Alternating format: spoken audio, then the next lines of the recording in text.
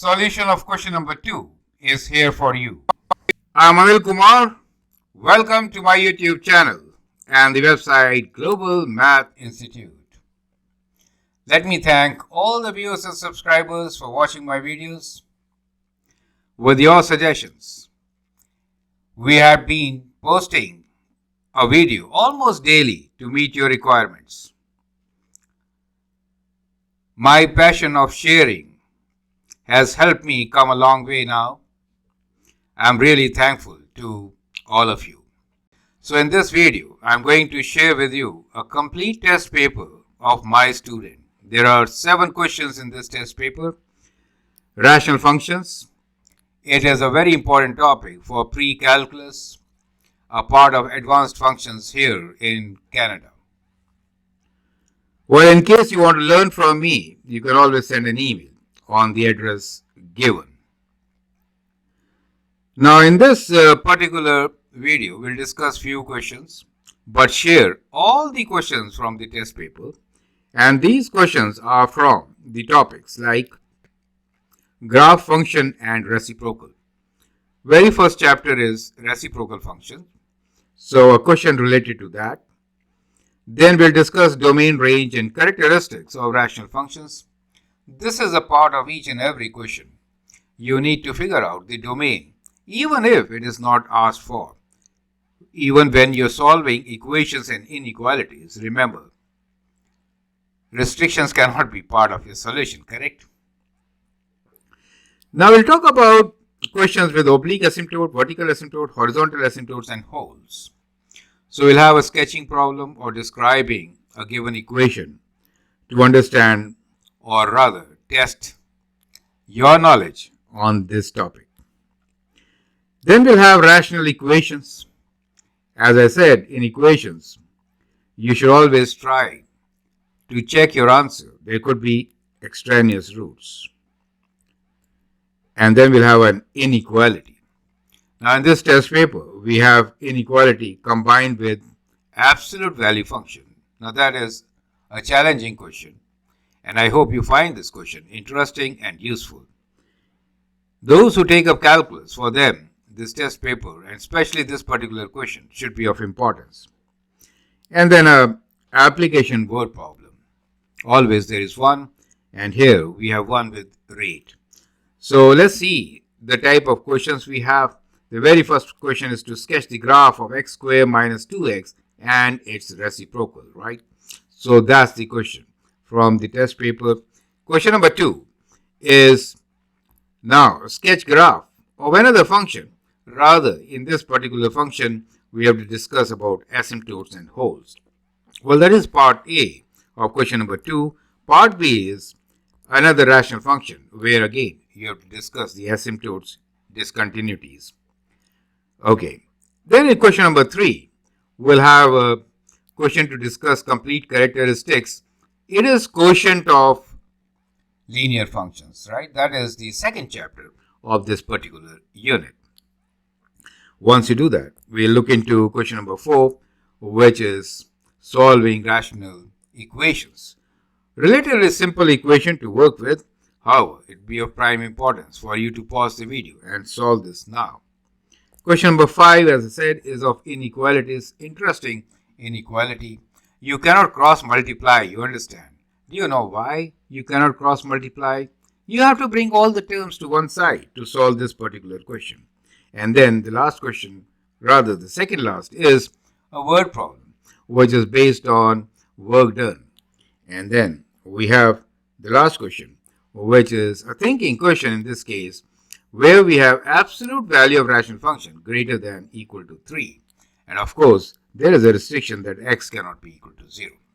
So these are the 7 questions. I'd like you to pause the video at this time, answer them one by one. Well, in case you want to learn from me, we conduct Zoom classes, right? And then you can contact me on this particular address. My students do fairly well, some of them being right on top of their class, getting the best scholarships like Akshat. After attending university. The winner of this year's Certificate of Achievement Schulich Leader Award is Akshat Kandivani.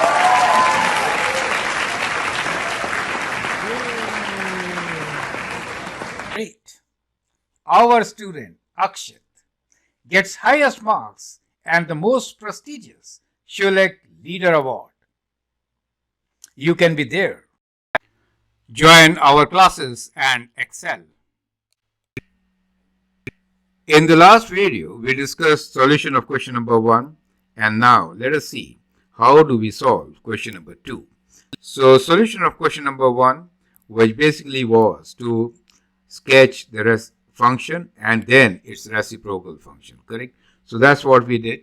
So that was a parabola as the function, and the reciprocal was something shown here. We also discussed how do we figure out the asymptotes for the reciprocal function and behavior near the asymptotes. That was critical. We identified that the invariant points are the ones where the y values are either -1 or +1. Correct? Now let's take question number 2 from this particular test paper. Question number 2 here is, for each function, determine equations of any vertical asymptotes, the location of any hole, and existence of any horizontal or oblique asymptotes, right? So there are two functions which we are going to discuss. The first one is very clearly written as y equals to 3x minus 9 over x minus 3. So let's try to understand the given function. So we are given that y is equal to 3x minus 9 over x minus 3. You can factor 3 from the numerator, so you get a factor as x minus 3. So we have x minus 3 in both numerator and denominator. They will cancel, correct? So once you cancel them, what happens? It really means that there is a hole at x equals to 3. Once you cancel, you should write x is not equal to 3. Clear? And now we will write down that this function basically is equal to y equals to 3, where x is not equal to 3. Now this cancelled factor, you know what? It is giving you a hole, right? So we have a hole at x equals to 3. Find the value. Well, the y value is 3 only, and therefore the y value will be 3, right? So the coordinates of hole will be what? So the coordinates of hole will be basically 3, 3, correct? So y value is 3. Now, with this information, can you sketch the graph? We have already discussed the type of discontinuities. There are no asymptotes, right? Some of you might just go for an asymptote thinking that there could be denominator is 0 when x equals to 3, so there could be a vertical asymptote. That is not the case. Well, if I sketch this graph here, let me make a small sketch here. It is like a constant function. However, it is not a constant function, right? So at 3, we have a hole, right? So that is what we are looking at. And this is how the rational function is, correct? So this is the hole which is at 3, 3. You get the idea. So that is how you could actually understand the given function. Perfect. So this is it. And now let's look into the second rational function given to us. Is this clear to you? So here we do not have any asymptote whatsoever. No horizontal asymptote, no oblique, no vertical asymptote. We have a discontinuity which is at 3, right? So you will see here that what is the domain? Well, the domain of this function is x belongs to real numbers. However, x is not equal to 3. And how about the range? Range, very special. Range is just y equals to 3. Do you see that? So y has only one value, which is 3, correct? That is it. Perfect. Now let's go for the second question now, which is the function given to you as x squared plus 1 over x minus 1.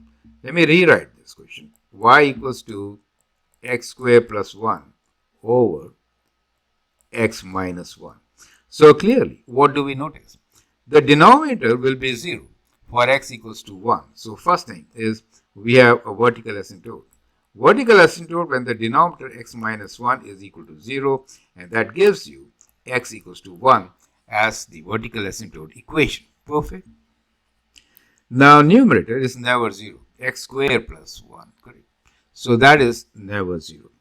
Now there are no holes since nothing cancels. But there is one thing interesting to note. Degree of numerator is 1 higher than degree of denominator. So let me rewrite this. So what do you note here?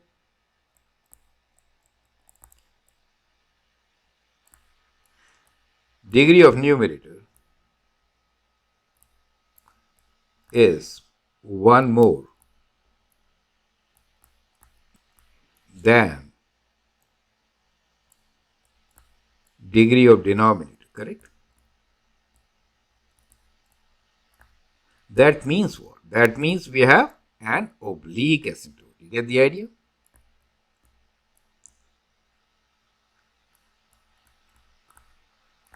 Now, how do you find the equation of oblique asymptote? By dividing, correct? So in this particular question, we need to analyze the asymptotes if they exist. So let's do long division and find the oblique asymptote, correct? So we are now going to divide x square plus 1. So x square plus 1 means you have to put a placeholder, right? 0x. You see that? That is very important. And now you divide this by x minus 1. So you have to engage two terms. We go x times. So we get x squared minus x. And when you take away, you get x, and then you have x plus 1. And now it goes 1 time. So we got x minus 1, and the denominator is 2. So clearly, what you could see here is that we could write this function x squared plus 1 over x minus 1 as equal to x plus 1, which is the quotient, plus the remainder 2 divided by x minus 1, correct? So that really means that we have an oblique asymptote here. So we have oblique asymptote. Let's write down.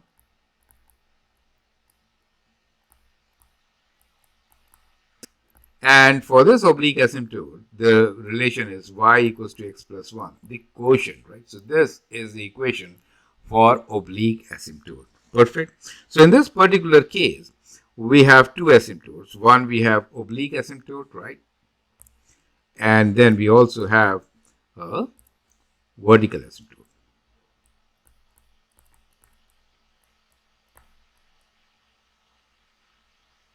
which is at x equals to 1, correct? So these are the two asymptotes. There are no holes in this and no, obviously, horizontal asymptote, correct? We don't have to sketch this function here. However, you should try and sketching this function also, right? So basically what we have here is a vertical asymptote at x equals to 1, right? So let's just sketch one here, right? So that is the vertical asymptote at x equals to 1. And the oblique asymptote being x plus 1, right? So x plus 1 will be diagonal line with y-intercept of 1. So like this. So y-intercept of 1. Do you see this? So that is your y equals to x plus 1 oblique asymptote, right? So if I substitute 0 here for x, right? So what is f of 0? Is minus 1. So f of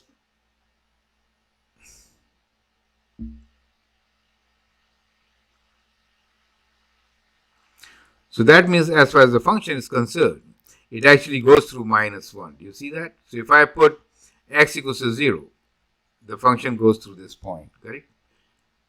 Right? And we know that there are no, y is never equal to 0, right?